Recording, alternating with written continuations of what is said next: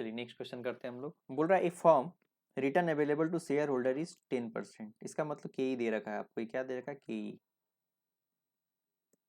The average tax rate of the share holder is 30%। ये company का tax rate नहीं है, ये टैक्स रेट शेयर होल्डर का है। फॉर्मूला एक्सप्लेन किए वहां पे समझ ज्यादा अच्छे से समझ में आएगा, फिर क्वेश्चन देखेंगे। अगर नहीं आपको फॉर्मूला समझ में आएगा तो ही समझेंगे। तो इससे जो टैक्स रेट है 30% किसका दे रखा है, कंपनी का नहीं, किसका, शेयर होल्डर का। And expected 2% brokerage cost that shareholder will have to pay while investing their dividend in alternative sources।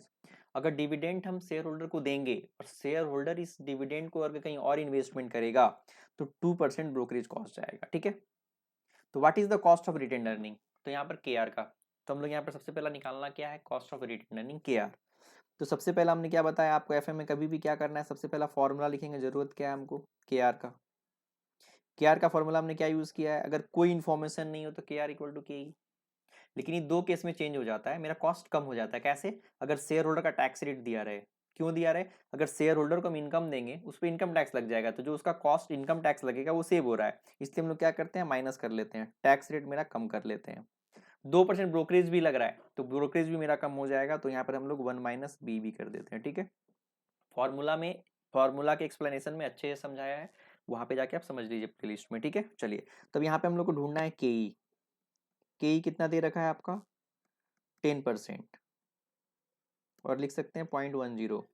Tax rate, यहाँ पे टैक्स रेट कभी भी ध्यान रखना है, कंपनी का टैक्स रेट नहीं लेना है, कॉर्पोरेट टैक्स रेट किसका लेना है, शेयर होल्डर का टैक्स रेट। क्यों, जाके लॉजिक समझ लीजिए फॉर्मूला में, ठीक है। टैक्स रेट 30% दे रखा है, इसको लिख सकते हैं हम लोग 0.30। क्लियर है। ब्रोकरेज रेट, ब्रोकरेज कॉस्ट क्या दे रखा है, 2% और से 0.02। चलिए सब सारा कुछ इन्फॉर्मेशन दे रखा है, आप सिर्फ सॉल्व कर लेना है। तो सॉल्व करेंगे तो के आर इज इक्वल टू के ई कितना है 0.10, tax rate 30%, brokerage rate 0.02 is equal to 0.10, 0.70, एक में 0.3 माइनस करेंगे तो 0.98। चलिए मल्टीप्लाई करेंगे 0.10 इंटू 0.70 तो 0.07 आएगा, 0.98 से फिर मल्टीप्लाई करेंगे इंटू 0.98 तो 0.0686 आएगा, और इसे हम लोग बोल सकते हैं 6.86% आंसर। इसका मतलब के आर कितना आएगा आपका, 6.86%। क्लियर है। चलिए नोट कर लीजिए।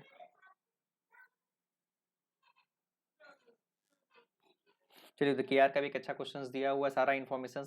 अगर कोई इन्फॉर्मेशन नहीं दिया रहता है तो के आर इक्वल टू के ई, लेकिन अगर दो इन्फॉर्मेशन दिया होता है तो उससे मेरा कॉस्ट कम होता है। कौन सा, एक टैक्स रेट से, कौन सा tax rate, corporate tax rate नहीं, शेयर होल्डर का टैक्स रेट से। सेकंड क्या है, ब्रोकरेज रेट। कौन सा ब्रोकरेज, अगर शेयर होल्डर इस पैसे को कहीं पर उसको डिविडेंड में देंगे तो पहला टैक्स लगेगा, वो बच रहा है इसके लिए कॉस्ट कम की है। दूसरा क्या है, डिविडेंड अगर कहीं वो इन्वेस्टमेंट करेगा तो उसको ब्रोकरेज लग जाएगा, क्योंकि किसी के ब्रोकर के थ्रू करेगा तो भी इसका 2% बच रहा है, तो भी कॉस्ट कम कर लेते। तो हम लोग क्लास में क्या करें, दोनों इन्फॉर्मेशन दिया रहे, शेयर होल्डर का टैक्स रेट और ब्रोकरेज रेट, तो के से क्या होता है, दोनों कॉस्ट कम हो जाता है। 10% में हमने क्या किया, 10% का 30% माइनस किया।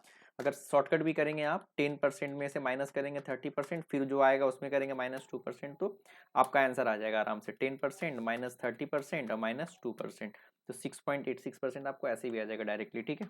चलिए नोट कर लीजिए।